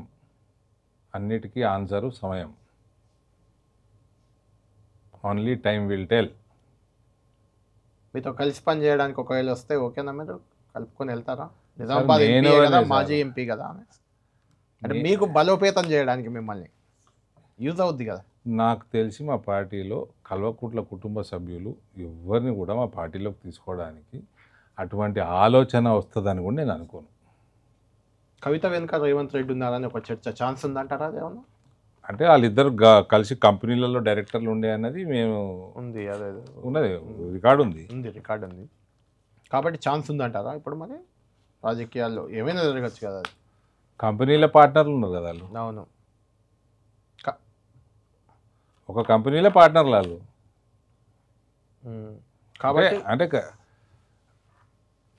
కలిసి బిజినెస్ చేసుకున్నట్టే క్లోజ్నెస్ ఉంటుంది కదా ఉన్నట్టే కదా ఉన్నట్టే అంటే తెలంగాణలో ఇంకో కొత్త రాజకీయ పార్టీకి స్కోప్ ఉందా అసలు ఇప్పుడున్న వాతావరణంలో బీఆర్ఎస్ ఎలాగో పోతుందని మీరు చెప్తున్నారు కాబట్టి కొత్త పార్టీకి అవకాశం ఉందా నాకేం కనిపిస్తలేదు లేదు బీజేపీ వర్సెస్ కాంగ్రెస్ అంతే ఈ రెండు పార్టీల రాష్ట్రమే ఉంటుంది ఇది లోకల్ బాడీ ఎన్నికలు ఎలా ఉండబోతుంది బీజేపీ కాంగ్రెస్ బీఆర్ఎస్ ఉండదా అందులో కూడా అవకాశం బీఆర్ఎస్ అయితే నాకైతే కనిపిస్తలేదు సార్ అంటే last final question BC CM అని మొన్నటి ఎన్నికల్లో వెళ్ళారు వర్కౌట్ కాలేదు అది కాబట్టి ఆ నినాదం నుంచి వర్కౌట్ కాదు సార్ అదే నినాదం ఎలక్షన్లు గెలవాలంటే నీకు క్యాండిడేట్ ఉండాలి అవును పార్టీ బలంగా ఉండాలి క్యాండిడేట్ ఉండాలి కార్యకర్తలు బలంగా ఉండాలి స్ట్రాటజీ ఉండాలి ప్రజల్లో విశ్వాసం కల్పించాలి క్యాండిడేట్ అన్నది 80% ఎలక్షన్ గెలవడానికి క్యాండిడేట్ 80% కారణం అవసరం మిగిలిన 20% వేరే కారణాలు ఉంటాయి ఇవన్నీ చేసుకోవాలి అంటే నేను అనేది ఎన్నికల ఎజెండా బీసీ సీఎం అనేది మళ్ళీ వచ్చే ఎన్నికలకు కూడా ఉంటుందా ఆ పాయింట్ అనేది సార్ ఇవన్నీ ఉన్నాక అప్పుడు నువ్వు సీఎం ఫేస్ పెట్టుకో మొన్న ఢిల్లీ ఎలక్షన్లో నేను యాక్టివ్గా పనిచేసిన అవును అక్కడ ఫేస్ లేదు కరెక్ట్ రేఖా గుప్తా ఫైనల్గా అయిపోయారు ఆమె కూడా పెద్ద రికగ్నైజ్డ్ నాయకుడు ఉత్తరప్రదేశ్ యోగి కూడా కాదు 2017 కరెక్ట్ బీజేపీ గెలిచినాక ఆయన సీఎం అవును మీ నినాదం ఏంది పోనీ ఎన్నికలకు ఏదో ఒక నినాదం కావాలి కదా హిందుత్వాన అభివృద్ధి మీ నినాదం ఎందుకంటే మీ ఇద్దరు ఎంపీలు 2 చెప్పారు నా ఇంటర్వ్యూలో ఈటెల రాజేందర్ మాది హిందుత్వ కాదు అభివృద్ధి మా నినాదం అన్నారు బండి సంజయ్ హిందుత్వ నినాదమే మాదన్నారు Etela Rajender is a respectful political figure in the state he has not come from our ideology అవును he is a respectful politician respectful figure he is our senior he is our MP we respect him but is not from our ideological background. హిందుత్వము, జాతీయతా భావము, అభివృద్ధి దేన్ని కూడా తక్కువ చేయలేము, ఎక్కువ చేయలేము. Right. Hindu nationalism and administration ఏది ఫస్ట్ కాదు, ఏది లాస్ట్ కాదు, ఇందులో అన్నీ important. Right. Thank you Arvind గారు, చాలా అంశాలపై క్లారిటీ ఇచ్చారు. చూడాలి మీరు కోరినట్టు మీ ఇది హిందూ దేశం ఉన్నంత కాలమే ఈ దేశానికి ప్రతి మతానికి కూడా మంచిది. హిందుత్వ అనేదాన్ని మీరు అంగీకరిస్తారు ఖచ్చితంగా. హిందూ 80%, 75-80% మధ్యలో హిందువులు ఇక్కడ. అందుకనే ఈ దేశము ఇవాళ పీస్ఫుల్గా ఉంది, ప్రోగ్రెసివ్గా ఉంది, బాగుంది. ఇంకొకటి ఫైనల్, ఇంతకుముందే అడుగుదాం అనుకున్నా, హైడ్రా విషయంలో అంటే మీ బీజేపీలో ఒక్కొక్కరి వెర్షన్ చెప్తున్నాను. ఈటెల రాజేంద్రం హైడ్రా ఎక్కడికి వెళ్తే అక్కడికి వెళ్ళి ప్రజల పక్షాన్ని నిలబడి తప్పు రేవంత్ రెడ్డి అని వార్నింగ్లు ఇస్తాడు. హైడ్రా మంచిది, పర్యావరణాన్ని కాపాడుతుంది అని రఘునందన్ స్టేట్మెంట్ ఇస్తారు మీ ఎంపీలే వాళ్ళు. అంటే బీజేపీలో ఒక సిస్టమ్ అనేది, ఒక కోర్ కమిటీ లాంటిది, ఒక వ్యవస్థ అనేది, మన లైన్ ఇది అని చెప్పే ఆ సిస్టమ్ లేదా మీ పార్టీలో? లేకపోతే పెట్టుకోలే లేదా ఇప్పుడు? సార్, రఘు ఎందుకు అన్నాడో, రాజేంద్ర గారు ఎందుకు అన్నారో, వాళ్ళ కాన్స్టిట్యున్సీలలో ఏదైనా మంచి చెడు జరిగి ఉండొచ్చు. బట్ హైడ్రా అన్నది ఇట్ ఈస్ క్లియర్లీ ఒక స్టంటు. అంతే. మీరు ఓల్డ్ సిటీలో జేసీబీ నడిపించకుండా నీకు మూసి ప్రక్షాళన ఎట్లయితుంది? మూసి పక్కన నివసించే వాళ్ళు, అది లీగల్ కానీ ఇల్లీగల్ కానీ గరీబోళ్ళే కదా, వాళ్ళకి మీరు ఆల్టర్నేట్ అకామిడేషన్ ఇవ్వకుంటే మీరు వాళ్ళని ఎక్కడికి పంపుతారు? వాళ్ళని పంపకుండా మీరు ప్రక్షాళన ఎట్లా చేస్తారు? ఓల్డ్ సిటీ ముట్టుకోకుండా ప్రక్షాళన ఎట్లా చేస్తారు? మీ ప్రణాళిక ఏంది? ఏమీ లేదు, ఏమీ లేదు. అదో సినిమా యాక్టర్లది 2-3 పలగొడుతుందికి ఏదో పర్సనల్ వెంజెన్స్ కోసం చేసినట్టు ఇది. అదే అంటున్నా, అంటే బీజేపీ అంటే అది హడావిడి చేసిండ్రు. 2 వారాలు 3 వారాలు నెల రోజులు హడావిడి చేసారు. ఉన్న రియల్ ఎస్టేట్ అంతా నాశనం చేసారు. కథం బంద్ అయిపోయింది. ఏం ప్రక్షాళన అవుతుందండి? అంటే చాలా అంశాల్లో పార్టీ పరంగా ఒక స్టాండ్ లేకుండా పోతుంది బీజేపీకి. ఎవరు ఇష్టం ఉన్నట్టు వాళ్ళు మాట్లాడుతున్నారు అనేది ఒకటి ఉంది. అటుంటే దానికి సమన్వయం చేసుకోవాలి, సమన్వయం చేసుకోవాలి. దిస్ ఇస్ బీజేపీలోనే కాదు, కాంగ్రెస్ అన్ని పార్టీలో ఉంటుంది. పెద్ద పెద్ద పార్టీలు, డెమోక్రటిక్ పార్టీలు, ఇండివిజువల్ డిఫరెన్స్ ఆఫ్ ఒపీనియన్స్ ఉంటాయి. కానీ కంపారిటివ్లీ బీజేపీ ఒక సిస్టమేటిక్ పార్టీ, ఒక పద్ధతిగా ఉండే పార్టీ అంటారు కదా జనరల్గా. మళ్ళీ అదే చెప్తున్నా మీకు, ఇన్స్టిట్యూషన్స్ తప్పు ఉండదు, ఒప్పు ఉండదు. ఇన్స్టిట్యూషన్స్ అన్నీ మంచి పని చేద్దామని ఉంటాయి, అన్నీ నడిపేటోళ్ళ మీద ఉంటుంది. నడిపేటోళ్ళు కరెక్ట్ లేరంటారు బీజేపీలో. కరెక్ట్ లేరని నేను అంటలేను, నడిపేటోళ్ళ మీద ఉంటుంది. కాంగ్రెస్లో ఏం చక్కగా ఉన్నారా? రేవంత్ తిట్టిన వాళ్ళు లేరా? ఉన్నారు, ఎందుకు లేరు, ఉన్నారు. రాజగోపాల్ రెడ్డి గారు ఏం చేస్తారు? ఇప్పుడు కూడా అసెంబ్లీకే రానని చెప్పారు కదా. అట్లా అన్ని పార్టీలలో ఉంటుంది. Okay, definitely BJP is more discipline. Right. BJP is not, you are only talking about Telangana BJP. Telangana BJP, I'm talking about only Telangana BJP.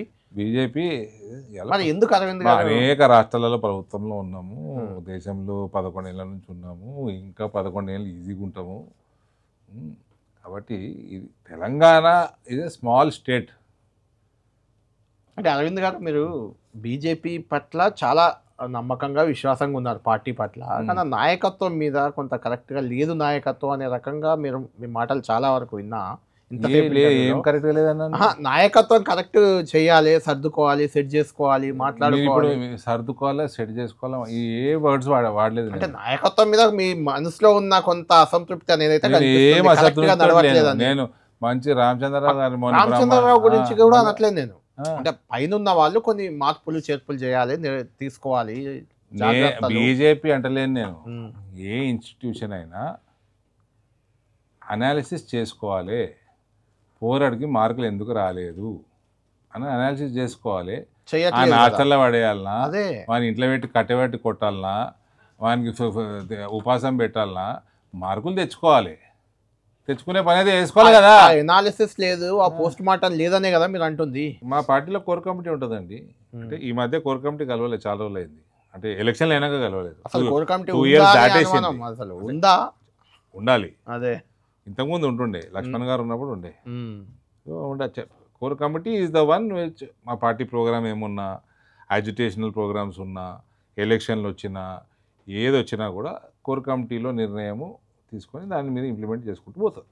అదొకటి. రెండోది ఇష్యూ బేస్డ్ హైడ్రా ఇలాంటివి కూడా ఏంటి మీ స్టాండ్ అనేది సో చెప్పుకోవడానికి కూడా. కోర్ కమిటీ అన్నది నా లెక్క ప్రకారం ఉమ్. కనీసము 15 రోజులకు ఒకసారి కూర్చోకున్నా 2 monthsలో 3 times అయితే కూర్చోవాలి.